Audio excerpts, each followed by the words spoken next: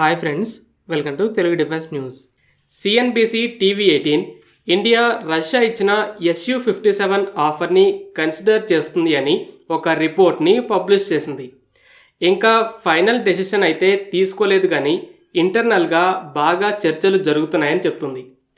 Russians ఇచ్చిన offer అయితే SU-57 టెక్నాలజీని షేర్ చేయడం, లోకల్ ప్రొడక్షన్, ఇండియాకి కావలసిన విధంగా కస్టమైజ్ చేసుకోవడం.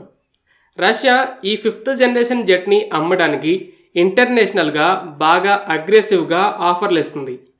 లాస్ట్ ఇయర్ నవంబర్లో చైనాలో జరిగిన జుహాయ్ ఎయిర్ షోలో మొదటిసారి ఇంటర్నేషనల్ ఎగ్జిబిషన్స్లో ఈ జెట్ పార్టిసిపేట్ చేసింది. ఆ టైంలోనే ఫస్ట్ ఎక్స్పోర్ట్ ఆర్డర్ కూడా వచ్చింది. అప్పుడు ఏ దేశానికో చెప్పలేదు, కానీ లాస్ట్ మంతే అల్జీరియా అని కన్ఫర్మ్ అయింది. తర్వాత ఈ ఇయర్ ఫిబ్రవరిలో ఏరో ఇండియా షోకి వచ్చింది. తర్వాత ఏప్రిల్లో బ్రెజిల్లో జరిగిన లార్డ్ ఎగ్జిబిషన్, ఇప్పుడు నిన్న ఇండోనేషియాలో మొదలైన ఎగ్జిబిషన్లో కూడా ప్రదర్శిస్తుంది. ఈ అగ్రెసివ్ పిచ్చింగ్లోనే Indian government make in India పాలసీకి అనుగుణంగా ఈ ఆఫర్ ఇచ్చింది. ఇంతకుముందు Su-30 MKI జెట్స్ని కూడా ఇలానే HAL మ్యానుఫ్యాక్చర్ చేసిందని తెలిసింది. స్వదేశీ అలాగే ఇజ్రాయేలీ టెక్నాలజీస్తో మోడిఫికేషన్స్ చేయడం కూడా జరిగింది. ఇప్పుడు SU-57లో కూడా DRDO డెవలప్ చేసిన AESA రెడార్, ఇతర టెక్నాలజీస్ని కూడా ఇంటిగ్రేట్ చేయడానికి రెడీ అని ఒక రష్యన్ అఫీషియల్ చెప్పారు. అయితే సోర్స్ కోడ్ని ఆఫర్ చేసిందని మరలా రూమర్స్ ఎక్కువయ్యాయి, కానీ అది నిజం కాదు. ఏ కంట్రీ కూడా సోర్స్ కోడ్ని షేర్ చేయదు. ఎందుకని కూడా ఆల్రెడీ ఒక వీడియో చేశాను, ఒకవేళ మీరు మిస్ అయి ఉంటే కామెంట్ సెక్షన్లో లింక్ ఉంటుంది. కానీ సోర్స్ కోడ్ని ఆఫర్ చేయకపోయినా రష్యా అయితే ఫీజుని ఛార్జ్ చేసి మనకి కావలసిన విధంగా కస్టమైజ్ చేయడానికి అయితే ఓపెన్గా ఉంది. అమెరికన్ జెట్స్కి F-35కి అయితే ఈ ఆప్షన్ ఉండదు. మరి ఇండియా ఈ ఆఫర్ని కంప్లీట్గా యాక్సెప్ట్ చేసి కొనడానికి ఎంతవరకు ఛాన్సెస్ ఉన్నాయి? ఇంతకుముందు ఇండియా SU-57 ప్రాజెక్ట్లో జాయిన్ అయ్యి డెవలప్మెంట్లో కొంత కాంట్రిబ్యూషన్ ఇచ్చి లోకల్గా మ్యానుఫ్యాక్చర్ చేద్దామని FGFA ప్రాజెక్ట్లో జాయిన్ అయింది. కానీ ఈ జెట్లో రెడార్కి చిక్కకుండా ఉండే స్టెల్త్ సామర్థ్యం అమెరికన్ జెట్స్తో మ్యాచ్ అయ్యే లెవెల్లో లేకపోవడం, డెవలప్మెంట్ కూడా లేట్ అవ్వడం, ఇండియన్ ఎయిర్ ఫోర్స్ ఆశించిన స్థాయిలో టెక్నాలజీ ట్రాన్స్ఫర్ అనేది లేకపోవడం, అందులో మరలా కాస్ట్ ఓవర్ రన్ అంటే డెవలప్మెంట్కి ముందు అనుకున్న దానికంటే ఎక్కువ ఖర్చు అవ్వడం అనే కారణాల వల్ల తప్పుకొని జెట్ పూర్తిగా మెచ్యూర్ అయ్యాక, అంటే ఫుల్ టెక్నాలజీ రెడీ అయ్యాక చూద్దామని చెప్పి బయటకు వచ్చింది. Main issue engine. SU-57కి ముందు ప్లాన్ చేసిన ఇంజిన్ రెడీ అవ్వక Su-35లో ఉన్న 142 kN థ్రస్ట్ AL-41F ఇంజిన్ని వాడింది. ఇప్పటికీ కూడా 167 kN థ్రస్ట్ ఉండే ఒరిజినల్ ఇజ్డెలై 30 ఇంజిన్ సర్వీస్లో లేదు. ఇప్పుడైతే జెట్లో ఫిట్ చేసి టెస్టింగ్ జరుగుతుంది. ఇండియాకి ఖచ్చితంగా ఈ ఇంజిన్ అయితే కావాలి. కానీ ఏది ఏమైనా సరే కొంతకాలంలోనే SU-57 ఇండియాకి కావాల్సిన విధంగా ఫుల్ టెక్నాలజీతో మెచ్యూర్ అవుతుంది. కాబట్టి ఇప్పుడు డీల్ని సైన్ చేయడానికి సిద్ధంగా ఉంది. అయితే ఇందులో కొన్ని విషయాల్ని అర్థం చేసుకోవాలి. రష్యా టెక్నాలజీని ట్రాన్స్ఫర్ చేస్తామని చెప్తుంది అంటే అది మన దేశంలో కొన్ని పార్ట్స్ మ్యానుఫ్యాక్చర్ అవ్వడానికి సరిపడేంత మాత్రమే, ఫుల్ టెక్నాలజీ ట్రాన్స్ఫర్ కాదు. మనం Su-30 MKI టెక్నాలజీనే తీసుకుందాం. HAL మొత్తం జెట్ని ఇక్కడ తయారు చేయలేదు. కొన్ని ముఖ్యమైన పార్ట్స్ రష్యా నుండే వస్తాయి. కొన్నింటిని HAL తన పార్ట్నర్స్తో కలిసి తయారు చేసుకొని అసెంబుల్ చేస్తుంది. గత కొన్ని సంవత్సరాల్లో కొన్ని పార్ట్స్ని రీప్లేస్ చేస్తుంది.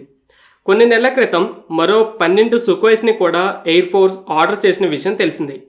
వీటిలో కూడా రఫ్గా 62% స్వదేశీ కాంపోనెంట్స్ మన దేశంలో తయారైనవి ఉంటాయి. మిగతావి రష్యా నుండే రావాలి. అవి ముఖ్యమైన టెక్నాలజీస్ కూడా. ఇప్పుడైనా రష్యా ఆఫర్ చేసిన టెక్నాలజీ కొన్ని పార్ట్స్ని మ్యానుఫ్యాక్చర్ చేసి జెట్ లోకల్ ప్రొడక్షన్కి యూజ్ అయ్యే లెవెల్లోనే ఉంటుంది. అయితే ఇది కూడా ఎప్పుడు జరుగుతుందంటే ఇండియా కనీసం 70-80 లేదా 100కి పైగా జెట్స్ని కొనడానికి సిద్ధంగా ఉన్నప్పుడే జరుగుతుంది. 30-40 జెట్స్కి లోకల్గా ఫెసిలిటీ ఏర్పాటు చేయటం అంటే కుదరదు. బల్క్లో ఆర్డర్ చేసినప్పుడే లోకల్ ప్రొడక్షన్ కుదురుతుంది. ఇండియా 50 Su-30 MKI జెట్స్ని ఇంపోర్ట్ చేసుకొని మొత్తం 222 జెట్స్ని మన దేశంలో మ్యానుఫ్యాక్చర్ చేసింది. ఒకవేళ ఇలా కాకుండా తక్కువ సంఖ్యలో జెట్స్ని అలా మ్యానుఫ్యాక్చర్ చేసుకోవాలన్నా ప్రైస్ అనేది ఊహకందని లెవెల్లోకి పెరిగిపోతుంది. కానీ ఇలా బల్క్లో 5th జనరేషన్ జెట్స్ని కొనడానికి ఎయిర్ ఫోర్స్ సిద్ధంగా ఉన్నట్టయితే లేదు. ఎందుకంటే మెయిన్ ఫోకస్ ఏఎంసీఏ మీదే ఉంది.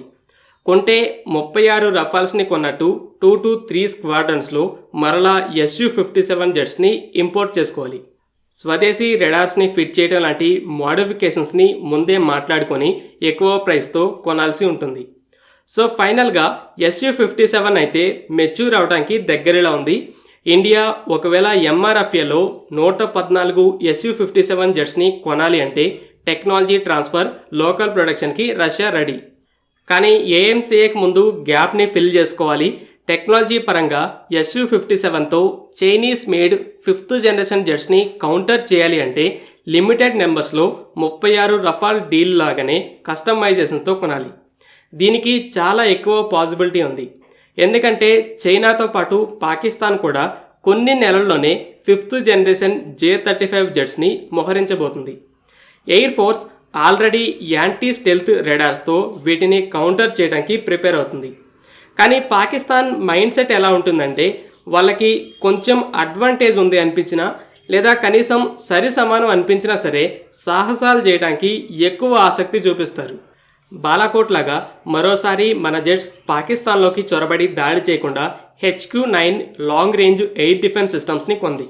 అలాగే రఫాల్స్కి పోటీగా J-10C జెట్స్ ఉన్నాయి. కాబట్టి ఇండియాపై పుల్వామా లాంటి మరో పెద్ద లెవెల్ దాడి జరిగితే మరలా బాలాకోట్ టైప్లో దాడి చేస్తుందని పాకిస్తాన్కి తెలుసు. అయినా కూడా పెహల్గాం దాడి చేసి ఇండియా ప్రతీకారం తీర్చుకోవడానికి ఆహ్వానించింది. కానీ యునైటెడ్ నేషన్స్లో విక్టిమ్ కార్డు పెట్టుకొని ఇండియాని ఒక అగ్రెసర్గా ఫ్రేమ్ చేయాలని చూసింది. తమ దేశంలో యాంటీ ఇండియా సెంటిమెంట్ని మరలా పెంచింది. కొన్ని రోజుల్లో సీజ్ ఫైర్ జరుగుతుందని పాకిస్తాన్కి కూడా తెలుసు. అయితే HQ-9 ఈసారి మన జెట్స్ పాకిస్తాన్ లోపలికి చొరపడకుండా ఆపింది, కానీ లాంగ్ రేంజ్ మిజైల్ దాడిని ఆపడంలో అయితే ఫెయిల్ అయింది. అయితే ఇప్పుడు పాకిస్తాన్ మరలా ఆపరేషన్ సింధూర్ తర్వాత పెద్ద లెవెల్లో HQ-19, J-35 ఇతర ఎయిర్ డిఫెన్స్ సిస్టమ్స్ని కూడా కొంటుంది.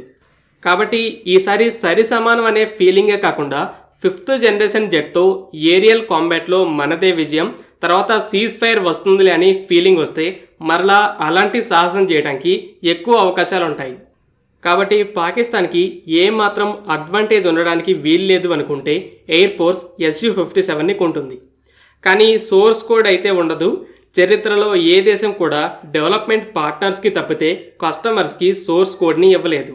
ఒకవేళ రష్యా నిజంగా ఆఫర్ చేసి ఉంటే ఇప్పటికే ఇండియన్ మెయిన్ స్ట్రీమ్ మీడియానే కాదు, గ్లోబల్ మీడియాలో కూడా సెన్సేషన్ అయి ఉండేది.